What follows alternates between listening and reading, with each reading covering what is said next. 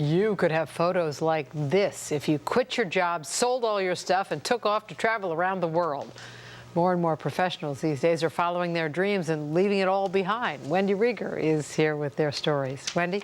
Well, you know, it's one thing to get away for a while, but this is heavy-duty globe-trotting, mid-career. People who do it say it refreshes the spirit and allows you to discover the world and yourself. Last year, Michael Cull and Rebecca Ward spent 6 months backpacking through South and Southeast Asia, seeing the beauty of Indonesia, Myanmar, Cambodia, India.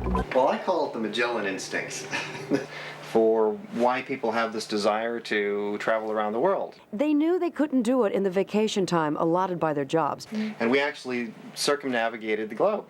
So they quit and just decided to go for it. In two and a half months, we sold our house.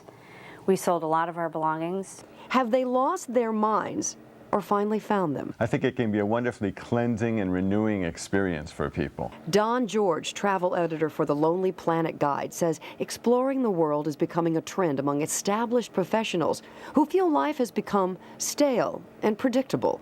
And some people actually feel like, this is it, I'm ready for an adventure, I want to leave everything, make a clean cut, and just take off. David Lee of Arlington is going over his spreadsheet. He wants to spend 1 to 2 years traveling the world and is willing to give up everything to do it. There's just so much out there to see, and being able to take only a week or two off every year is just not enough to do it. Lee figures he'll need $30,000 to float this adventure. He realizes the enormity of dropping out to tour the world. It's frightening. But the map on the wall with his itinerary keeps him focused. But what about that job thing? Is ditching the career midstream really a good idea? Don George says, you may be surprised. As more and more employers actually are looking favorably on this kind of thing. They think that actually the employees will come back and they'll be even more rejuvenated. They'll be able to work more productively. Rebecca's boss, Booz Allen, kept her seat warm while she traveled. When she returned, she got her job back. They insist this was worth the risk. 6 months out there brought spiritual transformation and new insight. It was amazing how little you really need to not only be happy, but to really feel a sense of freedom. Life reduced to a backpack, and they still didn't use everything in it. In the noisy clutter of contemporary life, the nomad within challenges us to wander off, get lost so that we can be found. But can we? Can we really do it? It may do us a world of good.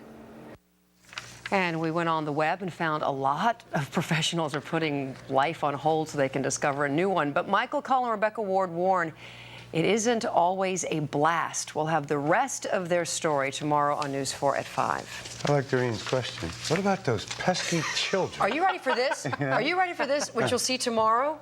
Some people are taking their kids out of school and taking them with them. That would truly be a challenge. Yeah. That would definitely be a spiritual discovery. I want to hear the part about what it's like to go back to work after Re-entry, year of, re-entry is interesting. adventure. Yeah. Does anybody All right. really want to go back to work? You were surprised. Yeah. All right. You'll have to watch Interesting. tomorrow at 5. Thank you, Interesting Wendy. stuff. Let's We do will. that. And imagine the series we could have. Eh? You know, we're just sort of. That's work, Bob. We We're could talking phone it about in. Yeah, Not we're working. talking Oh, that's right. That's right. I forgot. Outside today, boy, what a wonderful, wonderful day and a beautiful night.